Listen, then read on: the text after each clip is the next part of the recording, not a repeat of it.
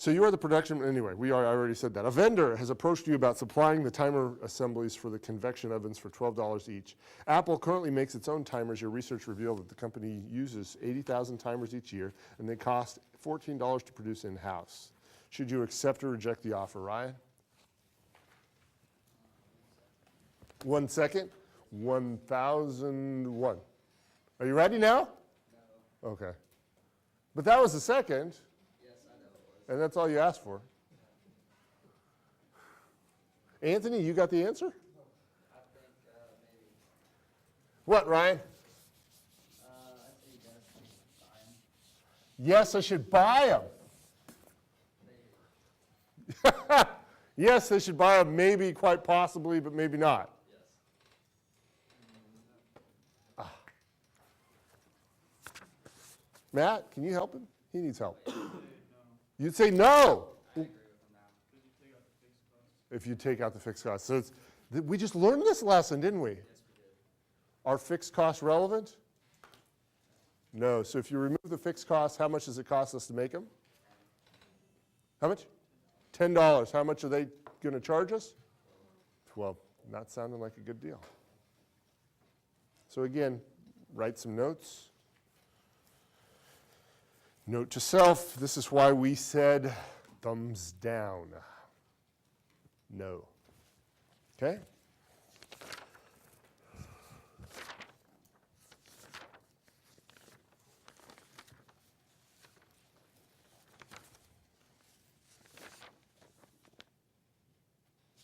Okay? Tina's best chocolate A. Tina's best chocolate A. And Davis, what's the decision we're making here?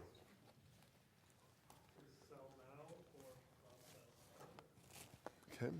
Has anybody ever purchased meat from a grocery store?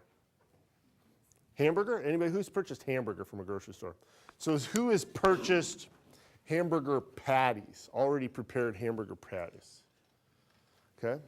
Is it more expensive or less expensive than just a clump of ground beef? More expensive. But that's the difference. You know, a clump of beef is sellable, right? You don't have to sell it as hamburger patties. But a store can process further. They can sell now beef or process further and sell pre-prepared hamburger patties, which are just so much easier, right?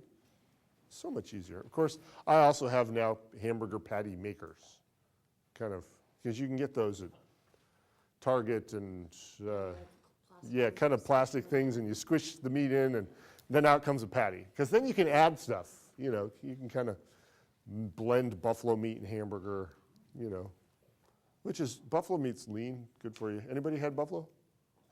Yeah, so you can do buffalo, make buffalo burgers, or mix buffalo and hamburger, or just do all kinds of fun stuff and then make your own. But anyway, but that's processing further. That's a very clear example of turning hamburger into something that has been processed further. So that is what's going on here, right?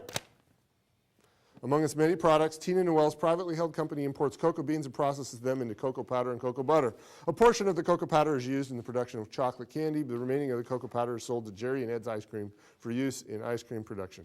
There's a hint, hint, nudge, nudge towards my favorite brand of ice cream. Tina is considering the possibility of processing the remaining cocoa powder into an instant cocoa mix that she will sell under the Tina's Best brand. So, got cocoa powder, can sell it, but she's thinking about turning it into instant cocoa mix, processing it further and selling that, and then she's trying to decide whether or not that's a good idea. Okay? Sell now, process further.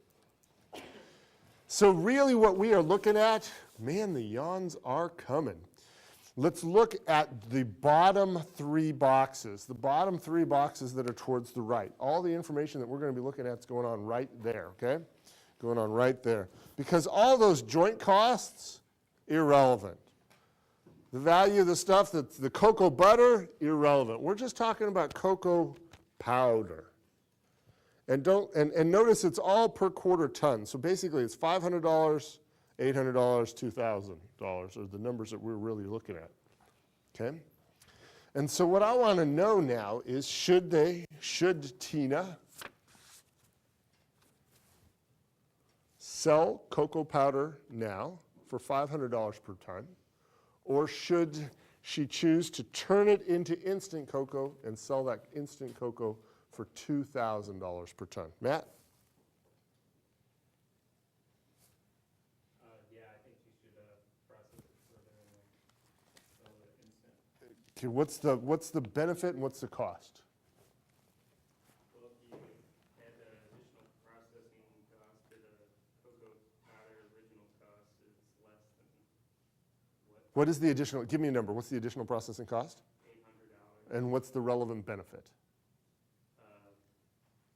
2,000, but you have to subtract it. Which? That'd be like $1,200. No, actually, you're very close. The relevant benefit is the gain in revenue. So it's the 2,000 minus the 500. So 2,000 minus the 500 means how much more can we sell the instant cocoa for than we can sell the, how much more can we sell the instant cocoa for than we can sell the cocoa powder for?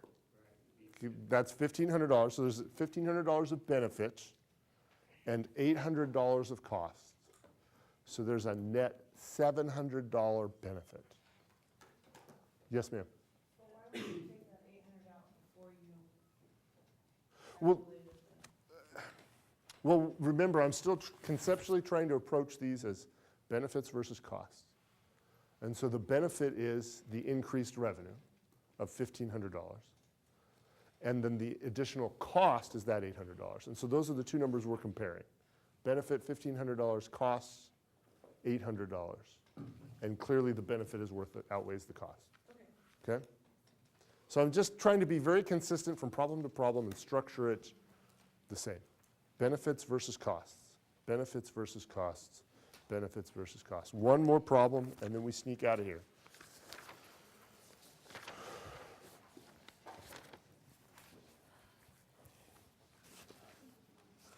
It has just been yawn city, yawn and sneeze city today. I know, because stuff's happening outside, isn't it, that's, you know, causing runny nose. Scott Musgrave, what kind of a problem is this? Scarce resources. Scarce resources. Are you ready, Ashton? Tina's production facility in Hillsboro, Kansas. Anybody been to Hillsboro, Kansas? Apparently there is such a place. Anyone? Oh, I didn't know there was such a place.